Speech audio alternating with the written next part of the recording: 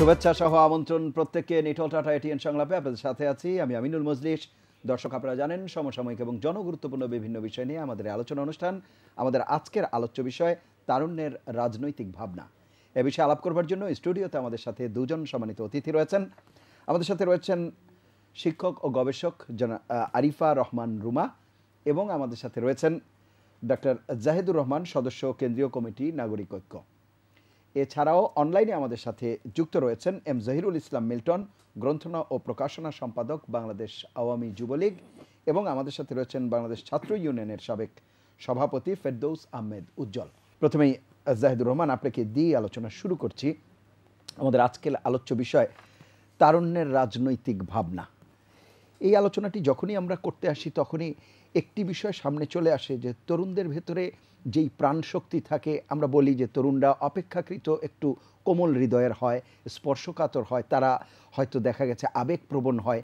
সেই ক্ষেত্রে সামাজিক বিভিন্ন অসঙ্গতি বা অনিয়ম সেগুলোর বিপরে অনেকটা সোচ্চার হয়। কিন্তু সাম্প্রতিক বছরগুলোতে যদি আমরা দেখি, ক্রমান্বয়ে যেন সেই জায়গা থেকে কিছুটা হলেও দূরে সরে তাদের ভিতরে এক ধরনের আত্মকেন্দ্রিকতা চলে এসেছে। সেটি কি কারণে, সেই বিষয়টি বলবেন। এর মধ্যে প্রযুক্তি আছে, অনেক কিছুই যুক্ত হয়েছে। সার্বিকভাবে যদি একটু পরিস্থিতির বিশ্লেষণ করেন। ধন্যবাদ আপনাকে। গত বেশ কয়েক বছর থেকে আমরা একটা কথা স্লোগানের মতো শুনি, আই হেট পলিটিক্স। আমরা অনেক তরুণকে এরকম স্ট্যাটাস দিতে দেখেছি। এই প্রবণতা আসলে এই সময়ের না।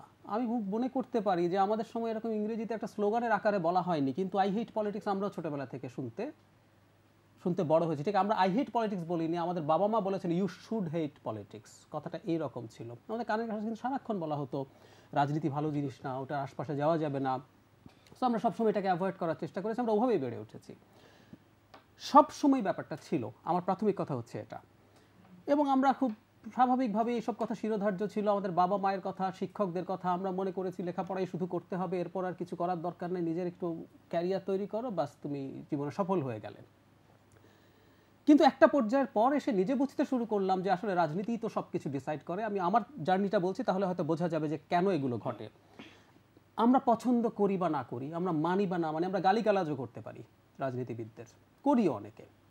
কিন্তু শেষ পর্যন্ত একটা স্টেট চালাবে রাজনীতিবিদরা, এবং সেই স্টেটটা রাজনীতিবিদরা যেহেতু চালান, সেটা তিনি কেমন চালাচ্ছেন তার উপরে ডিপেন্ড করবে স্টেটের চরিত্র কী, এবং সেই চরিত্রের উপরে ডিপেন্ড করে সব কিছু নির্ধারিত হবে। It's plain and simple. আচ্ছা, এখন যে ঘটনাটা ঘটছে সেটা নিয়ে বলি। নিশ্চিতভাবেই এক ধরনের আত্মকেন্দ্রিকতার জায়গা আছে, এবং একই সাথে শুধু আত্মকেন্দ্রিকতাও না, মানে এখন সোশ্যাল মিডিয়া একটা নতুন ইলুশন তৈরি করছে, অ্যাক্টিভিজমের ইলুশন। আমি এটাকে ছোট করছি না, কিন্তু ধরুন আমি একটা উদাহরণ দিই। রামপালে বিদ্যুৎ কেন্দ্র যখন হচ্ছে, তার বিরুদ্ধে একটা ফেসবুক পেজ হয়েছে। ওই ফেসবুক পেজে বেশ কয়েক লক্ষ লাইক ছিল।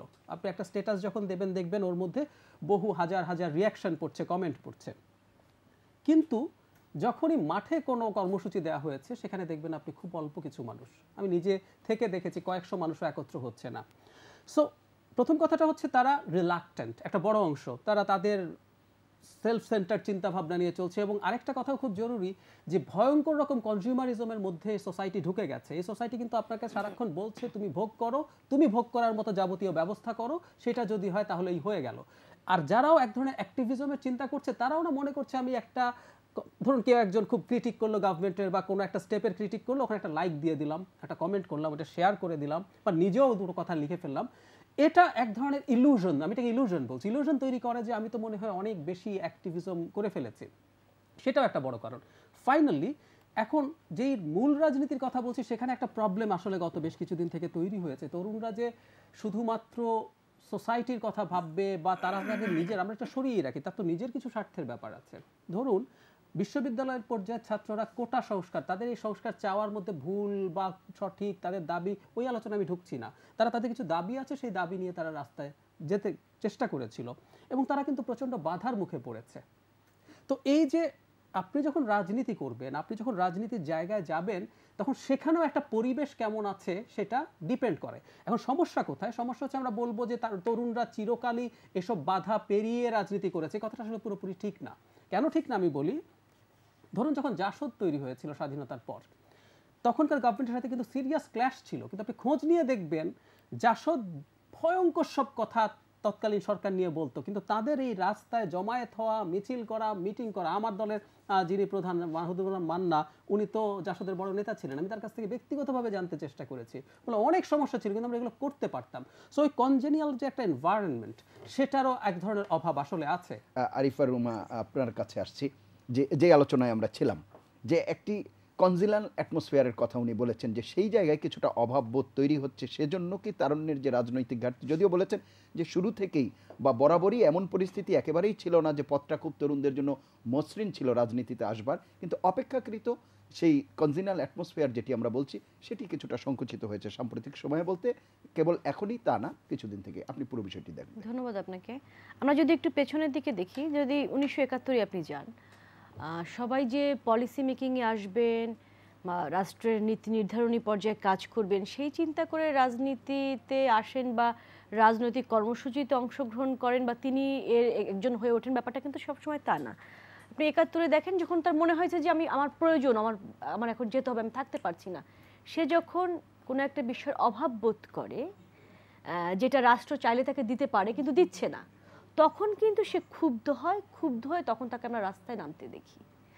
তো আমরা বিগত 10-11 বছরের আমাদের যে অর্থনৈতিক সামাজিক এই যে ব্যাপক উন্নয়ন, তো সেখানে তরুণদের এই চাহিদার জায়গাটা আসলে কমে এসেছে। নাই আমি বলবো না, আমরা এখনো সব জায়গায় একদম সাকসেস হতে পারিনি, কিন্তু হচ্ছি, সেই রাস্তা দিয়ে আমরা হাঁটছি, এটা তরুণদের কাছে স্পষ্ট।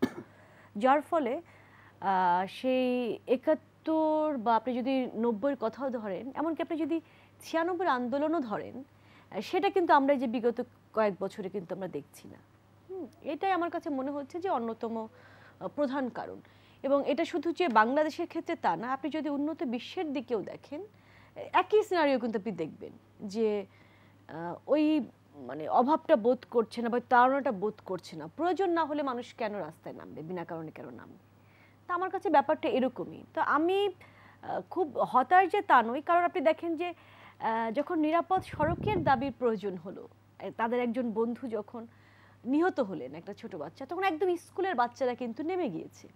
হ্যাঁ, একটা আমাদের আবার এখানে ক্যাশ করার জন্য বসে থাকে একটা গ্রুপ, সঙ্গে সঙ্গে সেটাকে তাদের রাজনৈতিক পকেটে ঢুকিয়ে ব্যাপারটাকে একদম নষ্ট করার পর্যায়ে নিয়ে যাচ্ছিল। তো এতে আবার অনেকে আবার হয়ে যায়, যে সংকুচিত হয়ে যায় যে আমার এটাও তো থাকছে না। কিন্তু আমার কথা হচ্ছে, প্রয়োজন যখন হয় তখন তরুণরা ঠিকই দেখা যাচ্ছে যে রাস্তার নামে। আমি আসলে হতাশ নই। আচ্ছা আচ্ছা, আরেকটি বিষয় আপনি বলছিলেন যে এই যে অবকাঠামোগত উন্নয়ন বা তথ্য প্রযুক্তির যে বিকাশ, সেগুলোর তরুণদের কাছে কি যেই বাধাহীনভাবে যেতে পারছে সেগুলোর সঠিক ব্যবহারও কি তারা করতে পারছে না? এর জায়গায় দেখা যাচ্ছে যে আত্মকেন্দ্রিকতা যেমন থাকছে, কিছুটা অপব্যবহার বা একটা নেতিবাচক প্রবণতাও তৈরি হচ্ছে। এসব কারণেও যে রাজনৈতিক যে সচেতনতা গড়ে ওঠার কথা ছিল বা নেয়ার কথা ছিল, সেই জায়গায় যেতে পারছে না। আপনার কাছে কি সেটি মনে হয়? না না, আমার কাছে যেমন আপনার প্রযুক্তির যদি বলেন যে ভালো খারাপ উভয় দিকই তো থাকে, এটা সব সময় ছিল। তো সেটা আস্তে আস্তে প্রথম দিকে যেটা হয়, প্রথম দিকে হয়তো বুঝে উঠতে পারে না, ঠিকই দেখা যাবে যে এই ছেলেমেয়েরা একসময় বুঝে উঠবে যে কোনটা ভালো কোনটা খারাপ। নতুন নতুন তো সবাই চট করে সেটা রিসিভ করে ফেলে, ভালো মন্দ বোঝেও না। কিন্তু আমার সোশ্যাল মিডিয়া কেন্দ্রিক আমি যেটা দেখছি যে কনসাসনেস অনেক বেড়েছে, অনেক সচেতন হয়েছে, অনেক কিছু বুঝতে শিখেছে, কারণ এত দ্রুত সেখানে তথ্য পেয়ে যাচ্ছে। এবং সোশ্যাল মিডিয়ার যে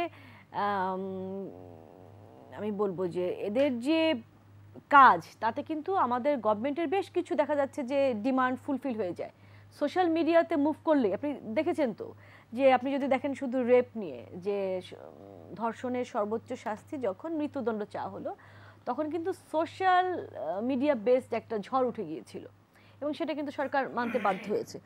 তো এটা তো আপনাকে মেনে নিতেই হবে যে আমি অনেক আগে যেভাবে ছিলাম সেই পর্যায়ে আমি যাব না, আজকের যে পর্যায়ে আছে এটা থেকেও কিন্তু এই যেমন আপনি এখনকার দেখেন, একসময় কি করতো রাজনীতিবিদরা, কিছু কথা জনগণের কাছে পৌঁছতে হলে মাঠে লোক জড়ো করতেন, সেখানে কত 150, 200, 1000, 2000, 1 লাখ, 2 লাখ, 5 লাখ। আর আমরা এখন এখানে একটি কথা বলছি, সেই কথা কিন্তু সারা দেশের মানুষ, সারা বিদেশেও যারা যারা আছেন সবাই কিন্তু দেখতে পাচ্ছেন, শুনতে পাচ্ছেন। তখন এটা যদি আমি বলি যে না রাজনীতির ইয়েটা আসলে নষ্ট হয়ে যাচ্ছে, ব্যাপারটা তা না। যখন আমার সিচুয়েশন যেরকম, আমি তার সাথে অ্যাডজাস্ট করেই কিন্তু আমি আমার এই কাজগুলো করে যাব। জি, আমি আসবো আপনার কাছে, আমি একটু শুনে আসি। আমাদের সাথে রয়েছেন ফেরদৌস আহমেদ উজ্জ্বল। ফেরদৌস আহমেদ উজ্জ্বল, আপনি শুনছেন আমাকে? জি, শুনতে পাচ্ছি। জি, আমরা যে আলোচনায় ছিলাম যে তরুণরা, আমরা বলছি যে রাজনৈতিক সচেতনতার যে জায়গা, সেটি আসলে আপনি কিভাবে দেখছেন? ধন্যবাদ। আমার পূর্বের দুইজন আলোচক খুবই দারুণভাবে এই প্রসঙ্গগুলো আমাদের সামনে নিয়ে এসেছেন। আমার কাছে সবসময় মনে হয় যে তারুণ্যের সাথে একটা শব্দ আমি যুক্ত করি, এটাকে আমি বলি যে স্পর্ধিত তারুণ্য। এখানে 90 পর্যন্ত যে তারুণ্যদীপ্ত যে আন্দোলন সংগ্রাম, সেই বিষয়গুলো এখানে আলোচনায় এসছে। কিন্তু আমরা যদি দেখি যে এই সম্প্রতি যে আন্দোলন, একটু আগে এখানে একজন আলোচক বললেন যে নিরাপদ সড়ক আন্দোলন, আমরা যদি আরেকটু আগে যাই, সেটা হলো যে সেনা সমর্থিত যে তত্ত্বাবধায়ক সরকার, ওই সময় ঢাকা বিশ্ববিদ্যালয়ের যে আন্দোলন, এবং যে আন্দোলনকে আমরা বলছি যে সেই যে পুরো একটা সংকটময় পরিস্থিতি, যে পরিস্থিতিটার উত্তরণ ঘটিয়ে আবার একটা গণতান্ত্রিক ধারার দিকে রাষ্ট্রকে নিয়ে আসা, যে সুযোগ তৈরি করে দেওয়া, সেটা কিন্তু এই তারুণ্যই করেছিল। ছাত্র আন্দোলন থেকে কিন্তু সেটা হয়েছিল। এখানে প্রযুক্তির বিষয় নিয়ে বা অ্যাক্টিভিজম নিয়ে কিছু আলোচনা এখানে চলে আসছে। আমি দেখলাম যে প্রযুক্তির যে ব্যবহার, এবং প্রথম আলোচক আলোচনা করলেন যে অ্যাক্টিভিজম, ফেসবুক বা সোশ্যাল মিডিয়া, এই জায়গাগুলোতে তারুণ্য যেভাবে লেখেন বা সরকারের বিভিন্ন উদ্যোগকে যেভাবে ক্রিটিক্স করেন, বিভিন্ন আলোচনা করেন। এখন আসলে অ্যাক্টিভিজমের জায়গাটা বা আন্দোলন সংগ্রামের জায়গাটা কিন্তু আসলে অনেক ধরনের পরিবর্তন হয়েছে। আগে আন্দোলন বলতে আমরা বুঝতাম মিছিল, সমাবেশ, ঘেরাও বা বিভিন্ন সময় স্বৈরাচার বিরোধী আন্দোলন, সেটা অনেক ধরনের মোটিভ কিন্তু আমরা দেখেছি। কিন্তু এখন ধরেন সর্বশেষ যে আন্দোলনগুলো আমরা দেখলাম, যদি বলি যে সফল বা অনেক বেশি সারা জগন আন্দোলন, সেটা কিন্তু গড়ে উঠে সোশ্যাল মিডিয়াকে নির্ভর করে। এটা কিন্তু স্বীকার করতে হবে। হ্যাঁ, এই সমাজের যে পাটাতন, বা আমরা যদি বলি যে রাষ্ট্রীয়ভাবে ইভেন রাজনৈতিক যে পরিমণ্ডল, সেই পরিমণ্ডল কি আসলে তারুণ্যের রাজনীতিকে আসলে সেইভাবে সংগঠিত করার কোনো সুযোগ দেওয়া হয়? আমি যদি বলি যে বর্তমান যে রাষ্ট্র ব্যবস্থা বা সমাজ ব্যবস্থা, এই পুরো ব্যবস্থাটাই আসলে বিরাজনীতিকরণের একটা চক্রান্ত, আমি যদি বলি। কারণ আপনি যেটাকে রাজনীতি হিসেবে বা তারুণ্যের রাজনীতি হিসেবে যেটাকে দেখাচ্ছেন, সেটা তো আসলে রাজনীতি না। একজন ছাত্রকে আপনি যখন যারাই ক্ষমতায় থাকছেন, তারা সেই তারুণ্যকে বা একজন শিক্ষার্থীকে বা তার দলের অঙ্গ সংগঠনের মাধ্যমে সংগঠিত করে তাদেরকে দিয়ে আসলে কি চর্চা করান, যেটাকে আপনি রাজনীতি হিসেবে আপনি তুলে ধরবেন। বর্তমান সময়ে যদি বলি, ক্ষমতাসীন দল বলি বা বিরোধী দল বলি, হ্যাঁ, মানে গুটি কয়েক রাজনৈতিক শক্তির বাইরে যদি আমরা বলি, তাদের আসলে কোন চর্চাটাকে আপনি রাজনীতি হিসেবে ট্রিট করবেন? আমরা তো তারুণ্য বলতে সেই তারুণ্য দেখেছিলাম, ক্ষুদিরামকে দেখেছিলাম, প্রীতিলতাকে দেখেছিলাম, সূর্য সেন। তাদের ধারাবাহিকতায় আমরা যদি বলি যে 52-এর যে ভাষা আন্দোলন, শিক্ষা আন্দোলন, এগুলো তো নামের সাথে যুক্ত।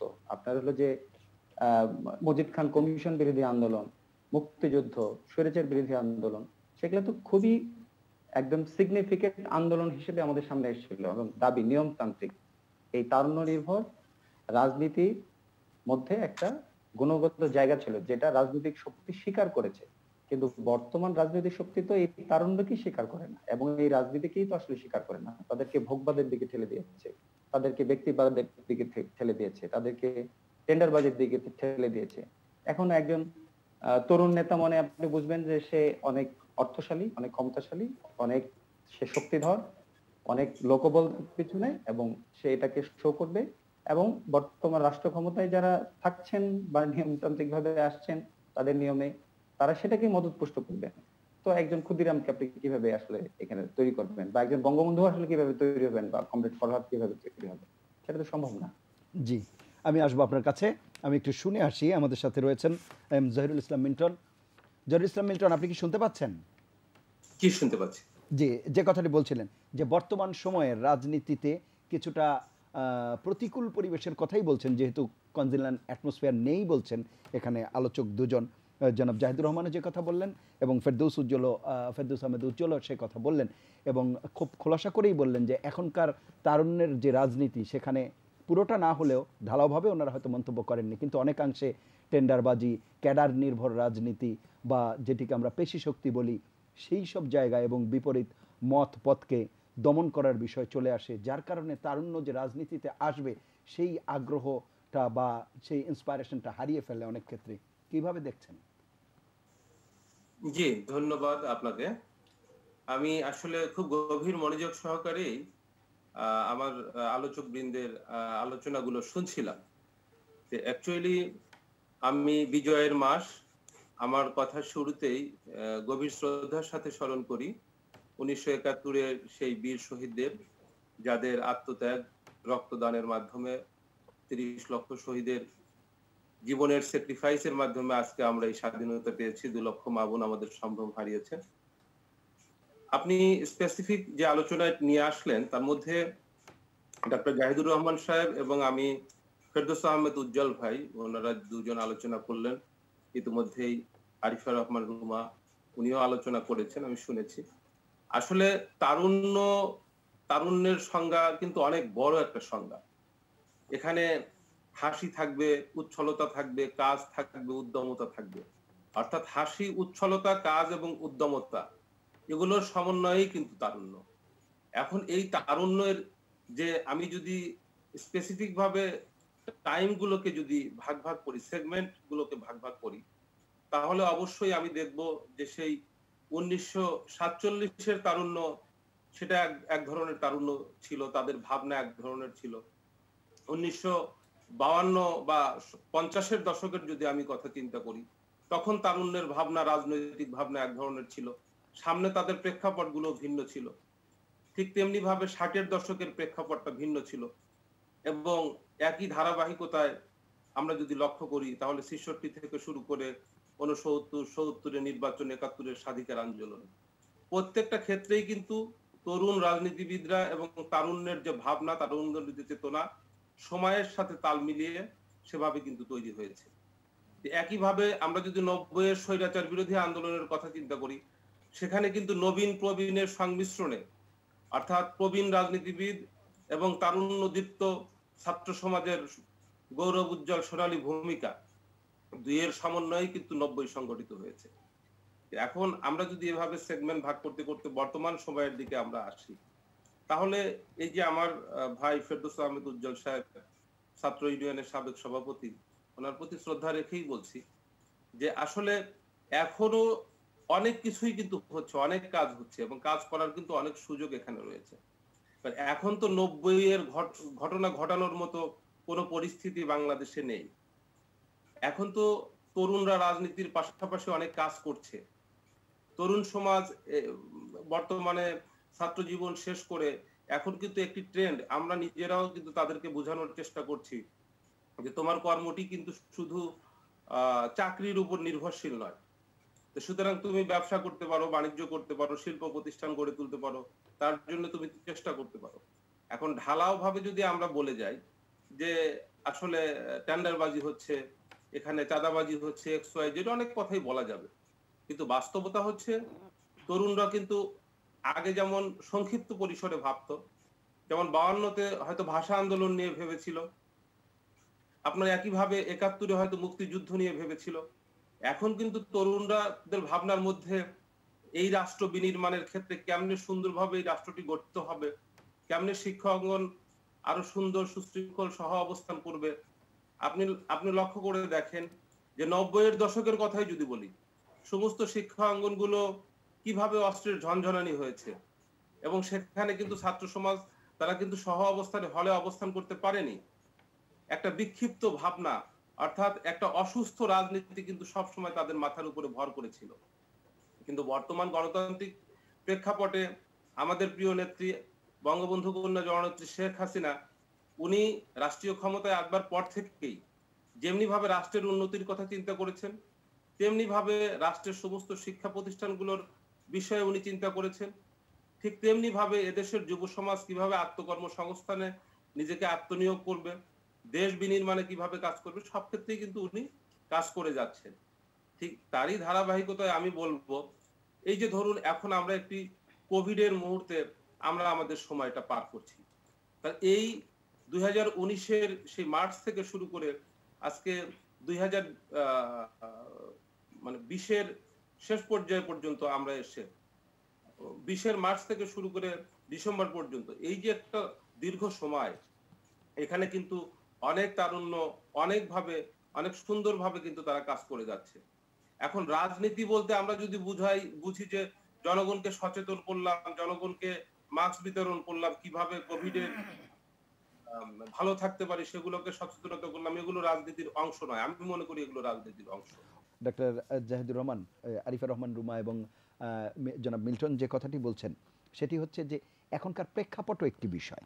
তরুণদের রাজনীতিক এগিয়ে আসার জন্য বা রাজনীতি সচেতন করে যে সময়ের প্রয়োজনীয়তা ৭১, ৫২ কিংবা বিভিন্ন রাজনৈতিক প্রেক্ষাপটে ইভেন ৯০-তেও ছিল, সেই প্রেক্ষাপটটি আসলে এখন নেই এবং প্রয়োজনীয়তাটাও এখন কতটা আছে সে নিয়েও প্রশ্ন তুলেছেন।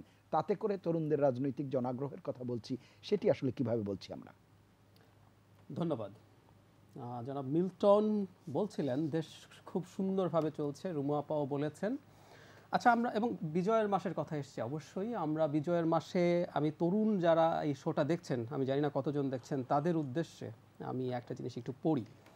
সেটা হচ্ছে 1972 সালের যে সংবিধান প্রণীত হয়েছিল তার যে প্রিয়াম্বল, তার ৩য় অনুচ্ছেদটা আমি একটু দেখে পড়ছি, এখানে ৩৮টা শব্দ আছে। তো আমরা দেশটা কেমন দেখতে চেয়েছি সেরকম একটা পারসেপশন পাওয়া যাবে। আমরা আরও অঙ্গীকার করিতেছি যে আমাদের রাষ্ট্রের অন্যতম মূল লক্ষ্য হইবে গণতান্ত্রিক পদ্ধতিতে এমন এক শোষণমুক্ত সমাজতান্ত্রিক সমাজের প্রতিষ্ঠা, যেখানে সকল নাগরিকের জন্য আইনের শাসন, মৌলিক মানবাধিকার এবং রাজনৈতিক, অর্থনৈতিক ও সামাজিক সাম্য, স্বাধীনতা ও সুবিচার নিশ্চিত হইবে। সো আমরা এরকম একটা দেশ দেখতে চেয়েছিলাম।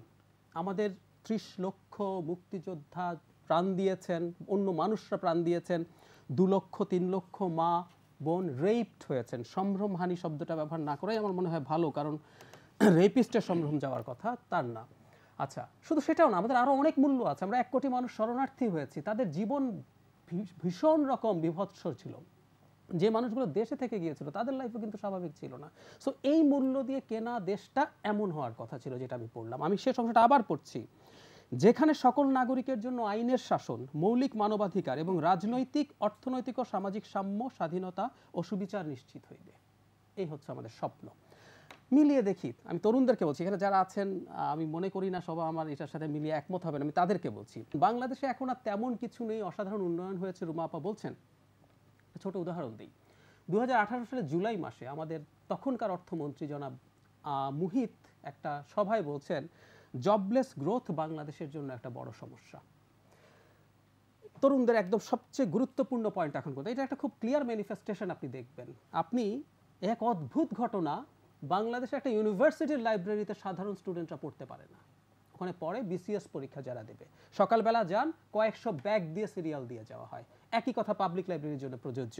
প্রতি বছর আপনি দেখবেন যখন প্রিলির ফর্ম বিক্রি হয়, পত্রিকায় খবর আসে রেকর্ড ভেঙেছে, প্রতি বছর আগের বছরের রেকর্ড ভাঙে।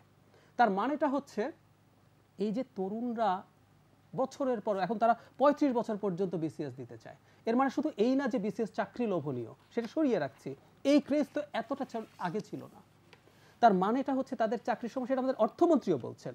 তার মানে বাংলাদেশে অ্যাপারেন্টলি যে উন্নতি হচ্ছে, কিছু ইনফ্রাস্ট্রাকচার তৈরি হচ্ছে, জিডিপি গ্রোথ, পার ক্যাপিটা ইনকাম বলছেন, কিন্তু আসলে সেগুলো কত মানুষের হাতে পৌঁছচ্ছে এটা খুব গুরুত্বপূর্ণ প্রশ্ন। কিছুদিন আগে IMF এর একটা স্টাডি নিয়ে আমাদের দেশে খুব হইচই হয়েছে। সেটা হচ্ছে আগামী বছর ভারতের জিডিপি শ্রিঙ্ক করবে, আমাদের বাড়বে, তাতে পার ক্যাপিটা জিডিপি আমাদের বেড়ে যাবে।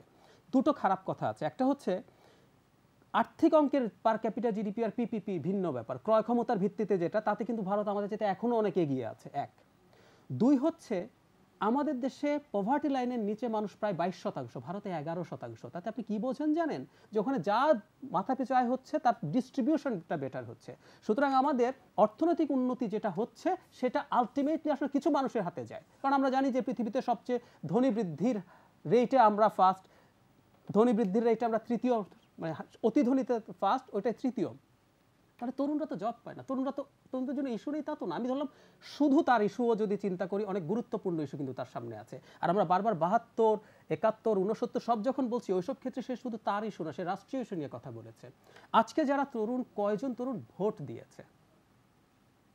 শেষ 2009 সালে একটা ফ্রি অ্যান্ড ফেয়ার ইলেকশন হয়েছে, এরপর ধরুন ঢাকা 10 আসনে 5% মানুষ ভোট দিয়েছিল, ঢাকার 5 আসনে 10% মানুষ ভোট দিয়েছে শেষ পর্যন্ত। সো এই যে ঘটনাগুলো ঘটছে, সো এইটা নিয়ে কি তরুণরা কথা বলবে না? আমরা কেন শুধু মনে করছি তরুণ তার চাকরির কথা বলবে, তরুণ তার চাকরি পেয়েছে, সে অন্য কাজ নিয়ে ব্যস্ত আছে, এন্টারপ্রেনিয়ার হয়েছে, সে অনলাইন ব্যবসা করছে, তাতেই সে সুখী থাকবে? না, তখন তো ছিল না। তরুণের সমস্যা ছাড়াও বাংলাদেশ তো আসলে তরুণদের এবং ছাত্রদের তৈরি বাংলাদেশ, প্লেন অ্যান্ড সিম্পল।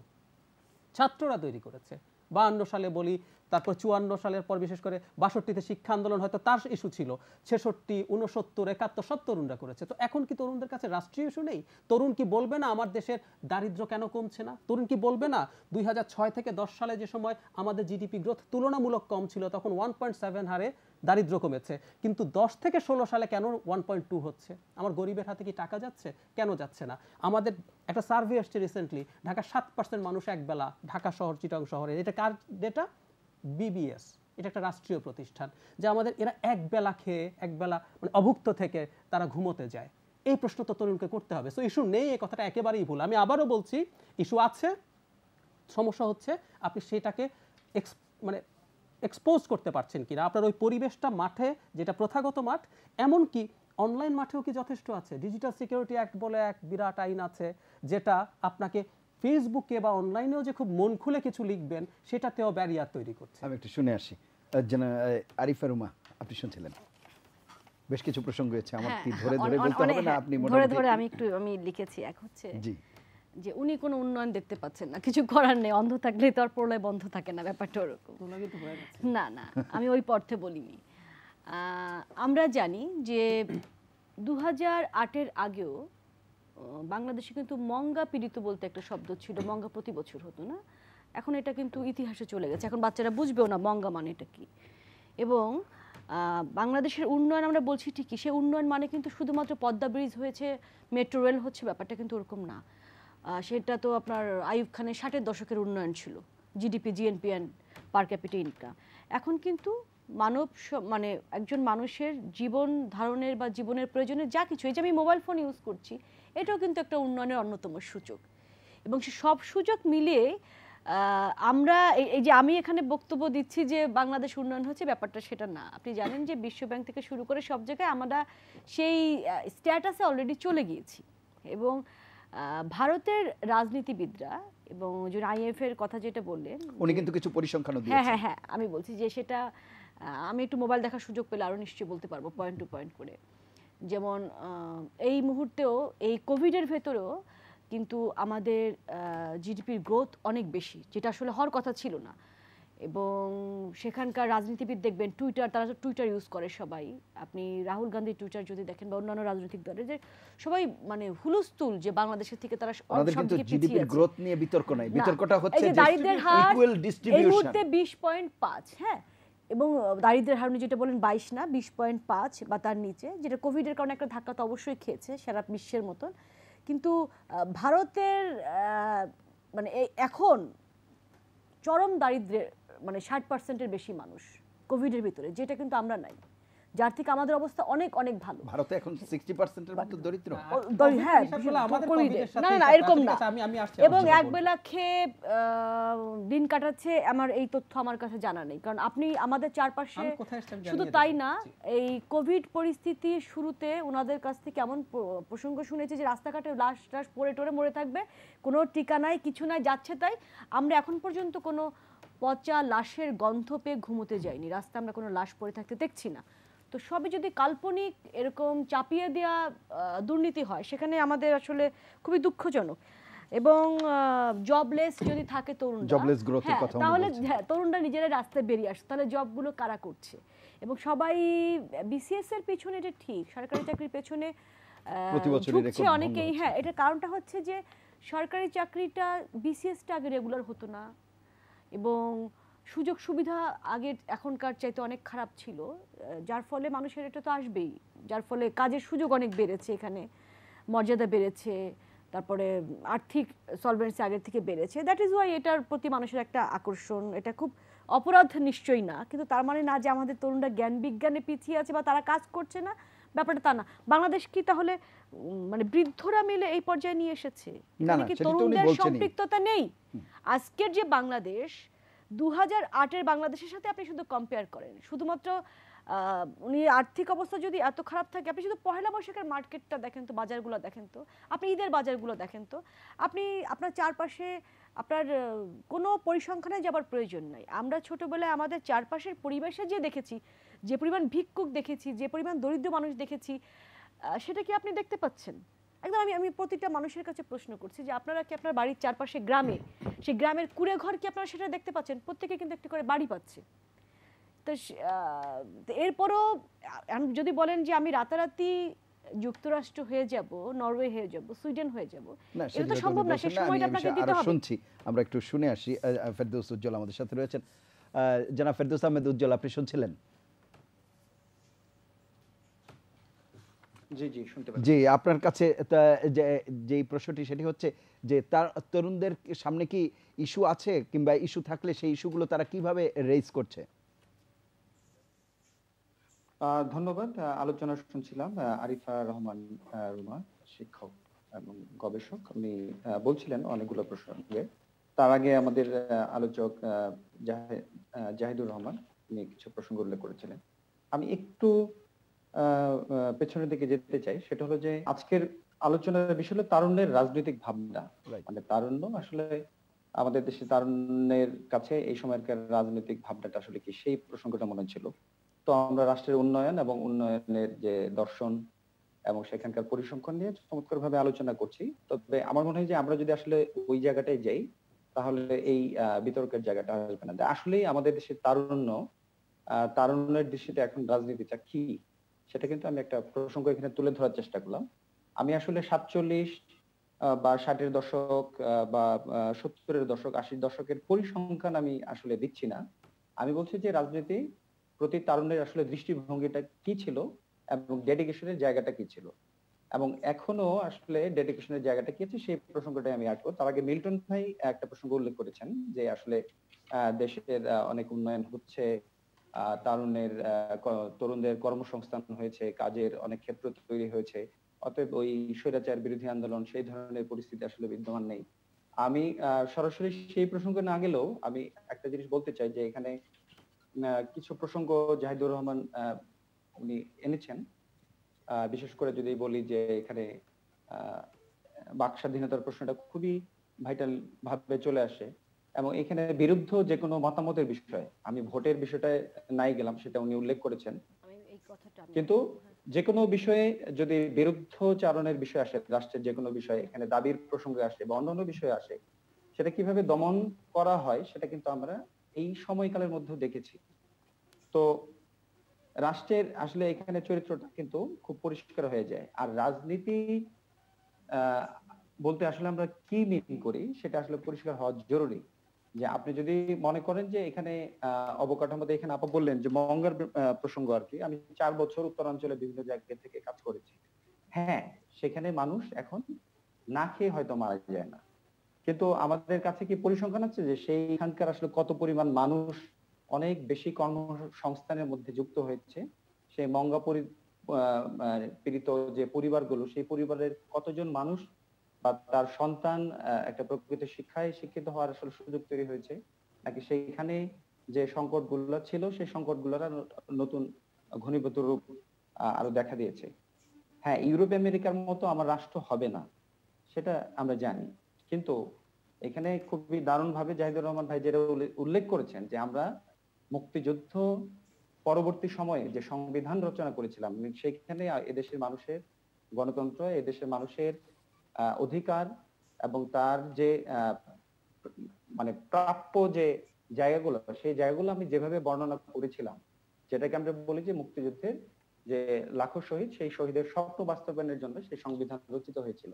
সেই সংবিধানের, যদিও সেই সংবিধানে আদিবাসী প্রশ্ন অন্যান্য প্রসঙ্গের বিষয় রয়েছে, সেই সংবিধানের কোন জায়গাটা আমি আসলে প্রপারলি বাস্তবায়ন করতে পেরেছি? উন্নয়ন হয় না এরকম না। উন্নয়ন যে কোনো রাষ্ট্রশক্তি থাকলেই সেটার তারা কিছু না কিছু উন্নয়নের ধারায় কাজ করবে। কিন্তু আমার কথা হলো যে দৃষ্টিভঙ্গিটা কি, আমরা একটু আগে একটা বিষয় আমি দেখার চেষ্টা করেছিলাম যে বাংলাদেশ হলো যে অতি ধনীর বৃদ্ধির হার থেকে হারের দিক থেকে বাংলাদেশ হলো বিশ্বের প্রথম জায়গা ছিলেন, সেটা হলো গত জানুয়ারিতে আর কি। আর ধনী মানুষের বৃদ্ধির হারের দিক থেকে বাংলাদেশে গিয়ে বিশ্বের তৃতীয় অবস্থান এখন করছেন, এবং যেটা হলো যে আগামী 5 বছরে এটা 11.4% হারে আরো বৃদ্ধি পাবে। এটা হলো যুক্তরাষ্ট্রের একটা প্রতিষ্ঠান ওয়েলথ এক্সপেক্ট, তাদের গবেষণার ফল। এবং একটা বিষয় করোনার সময় আপনি বললেন যে করোনায় নানান ধরনের কাজ বা বিষয়, করোনার সময় যে ধরনের সংকট আমাদের সামনে দেখা দিল, দেখেন যে এই সময় রাষ্ট্র যে দায়িত্ব পালন করেছে, রাষ্ট্র তো অবশ্যই দায়িত্ব পালন করবে, রাষ্ট্রের দায়িত্বই মানুষকে সেভ করা। আপনি যদি দৃষ্টিভঙ্গিগত জায়গায় দেখেন যে এখানে আমি ঢাকা শহরের আরবান রেজিলেন্স নিয়ে আমি কাজ করি, আমি জানি এখানে ঢাকা শহরে 40 লক্ষ মানুষ আছে, নিম্ন মানুষ, বস্তিবাসী মানুষ। দেখেন যে এই বলা হলো কি যে এটা বস্তি, আমি অনেক জায়গায় শুনেছি বলছে যে বস্তির মানুষের করোনা হয় না। তো আমি নিজ উদ্যোগে বা আমার এক প্রতিষ্ঠানে আমি কাজ করি, তা আমরা একটা উদ্যোগ নিয়ে আমরা দেখেছিলাম যে কোন বস্তিতে রাষ্ট্রীয় উদ্যোগে কোনো মানুষকে কোনো এই তাদেরকে যে টেস্টের আওতায় নিয়ে আসা সেটা হয় নাই। তার মানে বিষয় হলো কি যে রাষ্ট্র এখানে ধনীর জন্য এক ধরনের ব্যবস্থা বলবৎ রেখেছে, দরিদ্রের জন্য অতি দরিদ্রদের জন্য এক ধরনের ব্যবস্থা রেখেছে। আপনি শেষ করছি এটা বলে যে তারুণ্যের বেশ কিছু প্রসঙ্গ এনেছেন, আমরা সেই বিষয়গুলো নিয়ে আপনি জি ছিলেন। আমি জাস্ট এটা হচ্ছে সেন্টার ফর মনিটরিং ইন্ডিয়ান ইকোনমির তথ্য অনুযায়ী, এবং শুধু এপ্রিল মাসেই চাকরি হারিয়েছে 12,20,00,000 এবং 60% মানুষ এখন দরিদ্র ভারতে, এবং 20% আমাদের দেশে বলছে যে এখন পর্যন্ত দরিদ্র মানুষ। কিন্তু মাথায় রাখতে হবে 2009 এই পার্সেন্টেজ ছিল 40।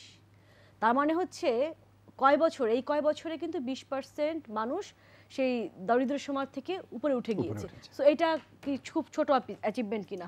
বাক স্বাধীনতা নেই, ওনারা টক শোতে এসে প্রতিদিন বলে যাচ্ছেন, কথা বলছেন, আবার বলছেন বাক স্বাধীনতা নেই। বাক স্বাধীনতা মানে নিশ্চয়ই উনি আমাকে অশালীন গালাগাল করবেন না, রাইট? অবশ্যই নয়। আমি আসি জনাব মিল্টন, আপনি শুনছিলেন বিরতির আগে আমরা যে বিষয়গুলো আলাপ করছিলাম এবং ফেরদৌস আহমেদ উজ্জ্বল ও জাহিদুর রহমান যেটি বলছিলেন, একটি বিষয় কিন্তু একেবারেই স্পষ্ট যে অবকাঠামোগত যে উন্নয়ন সেটি কিন্তু দৃশ্যমান, কিন্তু ওনাদের প্রশ্নটা হচ্ছে যেই উন্নয়ন বা যেই আর্থিক সঙ্গতির কথা বলছি সেটি একটি নির্দিষ্ট জায়গায় বা নির্দিষ্ট শ্রেণীতে কেন্দ্রীভূত হয়েছে, যেটি আমরা প্রায়শই এই উদাহরণ দেই যে যেটিকে সারমেয় বা গোবর বলি আমরা, সেটি যদি এক জায়গায় স্তূপকৃত করে রাখা হয় তখন হয়তো এর কাছ থেকে আবর্জনা বা দুর্গন্ধই বেরিয়ে আসে, কিন্তু এটিকে যখন আমরা ছড়িয়ে দেই তখন হয়তো এটি সার হিসেবে বেশ উপকারী হয়। এবং সম্পদের ক্ষেত্রেও বলা হয়ে থাকে যদি এইরকম হয় তাহলে সেই জায়গাতে যেতে পারছি কিনা আমরা। আমি অ্যাকচুয়ালি ডক্টর জাহিদুর রহমান ভাই এবং আমাদের সাবেক ছাত্রনেতা ছাত্র ইউনিয়নের সভাপতি ফেরদৌস উজ্জ্বল ভাই, উনি আমাকে মেনশন করেও দুই একটি কথা বলেছেন। থ্যাংক ইউ উজ্জ্বল ভাইকে। আসলে সবচেয়ে বড় কথা, আপনি গভীরভাবে একটা জিনিস লক্ষ্য করবেন যে 1972 এর আমাদের যে সংবিধান, এই জাতির পিতা আমাদেরকে যে সংবিধান দিয়ে গেছেন, আসলে দুঃখজনক হলেও সত্য যে এই সংবিধান বাস্তবায়নের ক্ষেত্রে তার কন্যা জননেত্রী শেখ হাসিনা এবং বাংলাদেশ আওয়ামী লীগ, আমরা যেভাবে এই সংবিধানের প্রতি, সংবিধানকে সমুন্নত রাখার জন্য নিজেদেরকে যেভাবে সচেষ্ট রাখি, এবং কেন জানি না দেখা যায় যে সমস্ত দায় দায়িত্বটাও যেন আমাদেরই উপরে পড়ে যায়।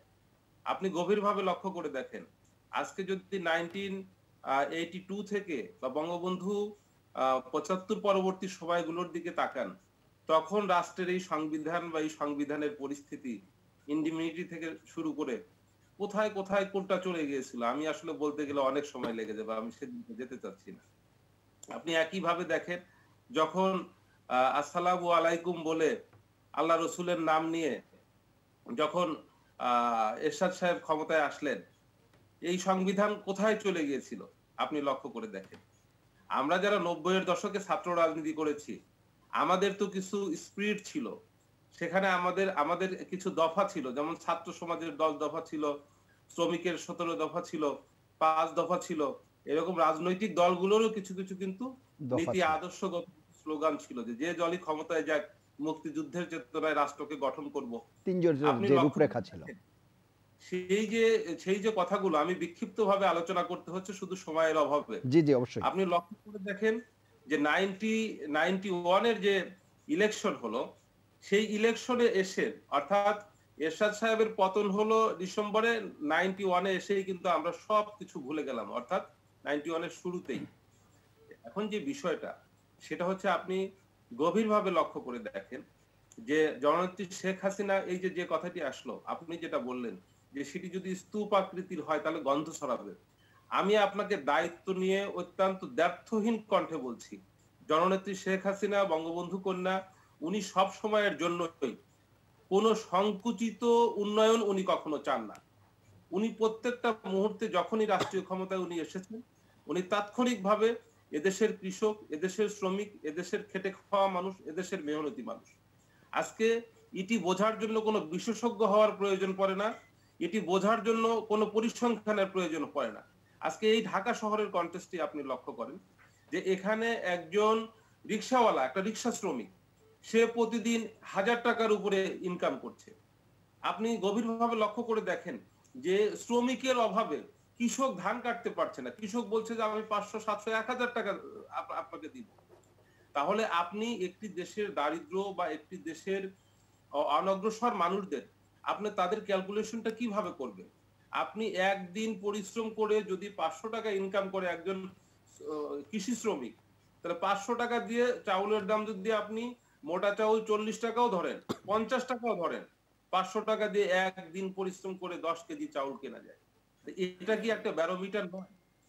এটা সফলতা তো আজকের বঙ্গবন্ধু কন্যা জননেত্রী শেখ হাসিনা, তিনি রাষ্ট্রীয় ক্ষমতায় আসেন জন্যই এটা হয়েছে। আর তারুণ্য কি ভাবনা ভাববে, আপনাকে আমি শুধু একটা পরিসংখ্যান দিয়ে বলি। আমি শেষ করব 85 মানে 80 দশকের মাঝামাঝি থেকে শুরু করে 90-এর দশক পর্যন্ত আমি ছাত্র রাজনীতি করে এসেছি। আমার নিজের দেখা যে বিশ্ববিদ্যালয়গুলোতে যেভাবে মৌলবাদী সংগঠনগুলো, বিশেষ করে ছাত্র শিবিরের ছেলেরা যেভাবে মানুষের রক কেটেছে, সেখানে তারা যে ভয়ঙ্কর রূপ সৃষ্টি করছে, প্রত্যেকটা মানুষ, প্রত্যেকটা মা বাবা জায়নামাজে বসে বসে দোয়া করছে যে এই আমার সন্তানটা কবে বিশ্ববিদ্যালয় থেকে বের হয়ে আসবে। আজকে রাজশাহী বিশ্ববিদ্যালয়, চট্টগ্রাম বিশ্ববিদ্যালয়, আমার বিশ্ববিদ্যালয় কুষ্টিয়া ইসলামিক বিশ্ববিদ্যালয়, আমি ওই বিশ্ববিদ্যালয়ের ছাত্রলীগের সভাপতি ছিলাম। আমি দেখেছি যে কিভাবে তারা নৃশংসভাবে আপনার 91 থেকে 96 অত্যাচার করেছে। এই যে বিষয়গুলো, তারুণ্যের ভাবনা, তখন তো কোনো ভাবনাই ছিল না, আর এখন তো তারুণ্য ভাবনা ভাবতে পারছে। আজকে তারুণ্যের ভাবনার কথা চিন্তা করেই জননেত্রী শেখ হাসিনা 1 মিনিট টেলিফোনে কথা বললে 7 টাকা 10 টাকা মিনিট কাটা হয়েছে। 1 মিনিট চলে যাওয়ার সাথে সাথে বলছে কেটে দে, আমার 1 মিনিট পার হয়ে গেছে, আর এখন 30 সেকেন্ডে কথা বলা যাচ্ছে।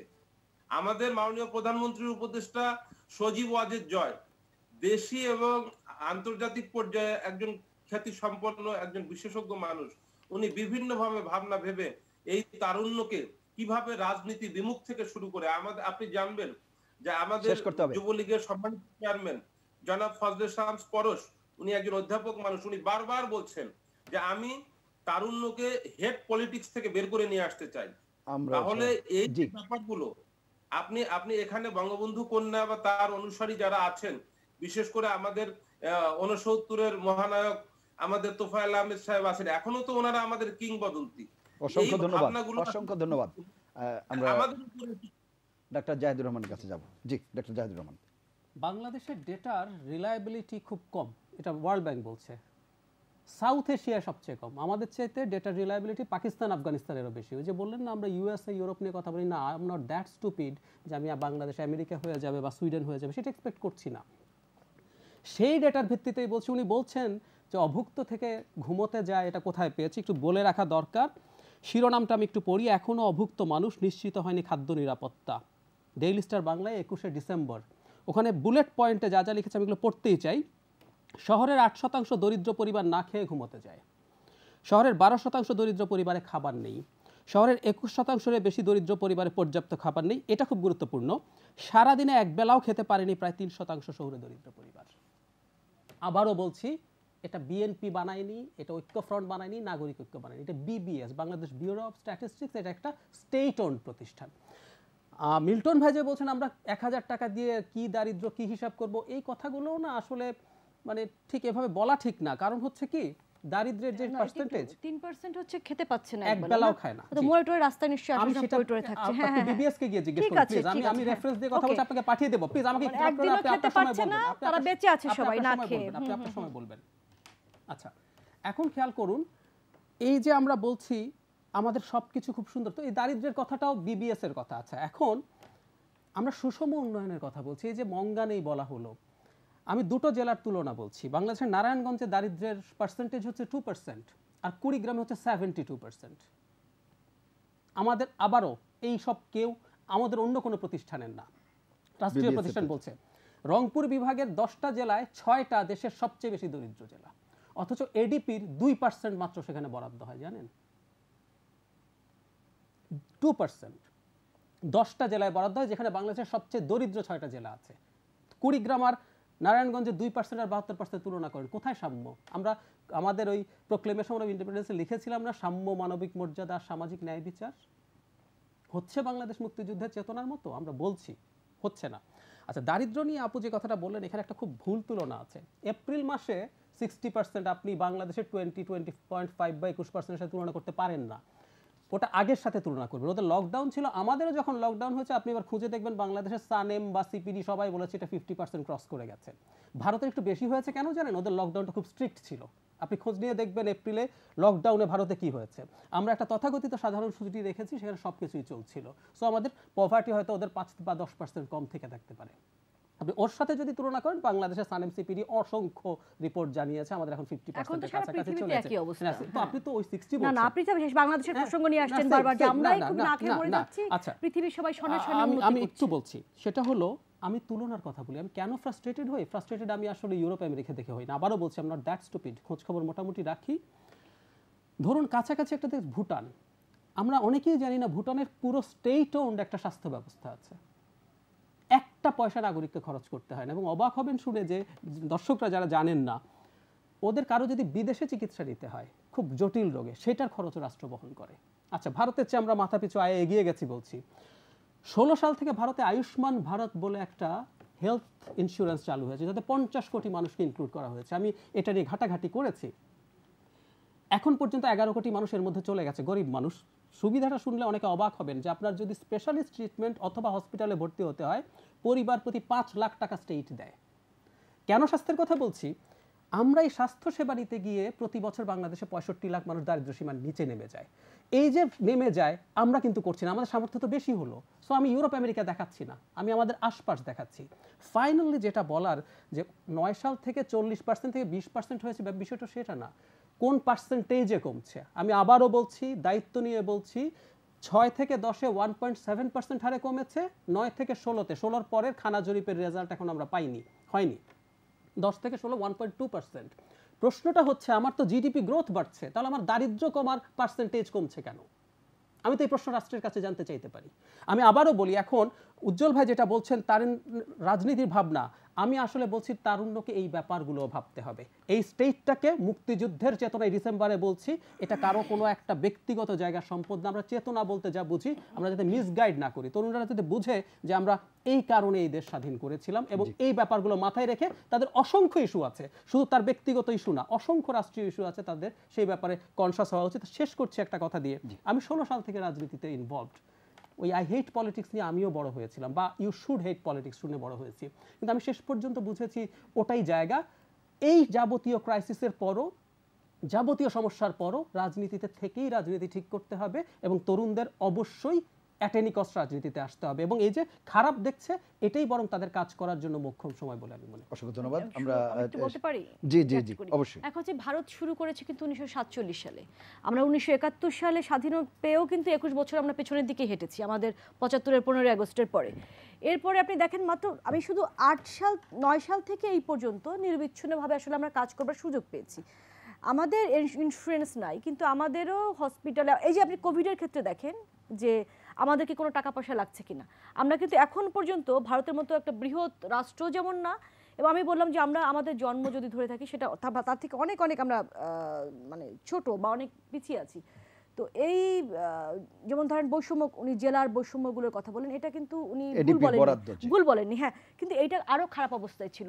আমাদের কিন্তু বেশ কিছু সামাজিক সুরক্ষা, এই যে বৃদ্ধ ভাতা, বয়স্ক মানে এই ইভেন এখন গর্ভবতী মাদেরকেও একটা ভাতা দেওয়া হচ্ছে, আপনি হয়তো জানেন, বিধবা ভাতা, এগুলো কিন্তু আমাদের নতুন শুরু করেছে, আমাদের কিন্তু এগুলো শুরু হচ্ছে। তো আমরা যদি এইটুকুনো সব ক্ষেত্রে শুধু মানে খারাপ খারাপ খারাপ বলে থাকি, এটাও খুব দুঃখজনক। তখন মনে হয় যে ওনার আসলে এই কথাগুলোর পেছনে অন্য কোনো রাজনৈতিক উদ্দেশ্য আছে। আপনার যখন আপনি সমালোচনা করবেন, আপনি ভালোটাও বলবেন, হ্যাঁ এই জিনিসগুলো খারাপ হচ্ছে না, অবশ্যই, কারণটা হচ্ছে সমালোচনা সরকারের জন্য খুব ভালো, তখন আপনার ওই বিষয়গুলো সরকার নিবে। কিন্তু আপনি যদি শুধু বলতেই থাকেন বাক স্বাধীনতা নেই, তখন আপনি কথাগুলো বলছেন কি করে? বাক স্বাধীনতা নেই তখন ছিল যখন আপনি সারের দাবিতে আন্দোলন করার জন্য গুলি খেয়ে মরে গেছেন, যখন আপনি বিদ্যুতের দাবিতে আন্দোলন করতে যে গুলি খেয়ে মরে গেছেন, যখন বিদ্যুৎ দেওয়া হয়নি শুধু খাম্বা লাগানো হয়েছে।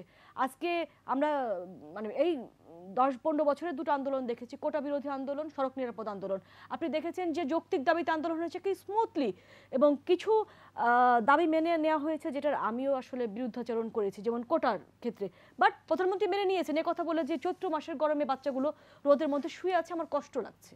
তো সেই জায়গায় আপনি যদি বলেন বাক স্বাধীনতা নেই, এই যে আমি কথা বলছি, টকশোতে আসছি, আপনি যদি কমেন্ট সেকশন দেখেন যে অশালীন গালাগাল করে ভাসিয়ে দিচ্ছে এক শ্রেণীর লোক, এখন এটাকেও যদি কোনো কিছু মানে রেস্ট্রিকশনের আওতায় না নিয়ে আসা হয়, এটাও যদি আমাদের অবাধে চলতে দেওয়া হয়, তাহলে তো আসলে খুবই সমস্যা। তাহলে আমিও আপনাকে যা ইচ্ছে তাই বলতে থাকবো, আপনিও আমাকে যা ইচ্ছে তাই বলতে থাকবো, কথা বলতে আসলে কিছুই হবে না। আরিফ রহমান, আমাদেরকে শেষ করতে হবে।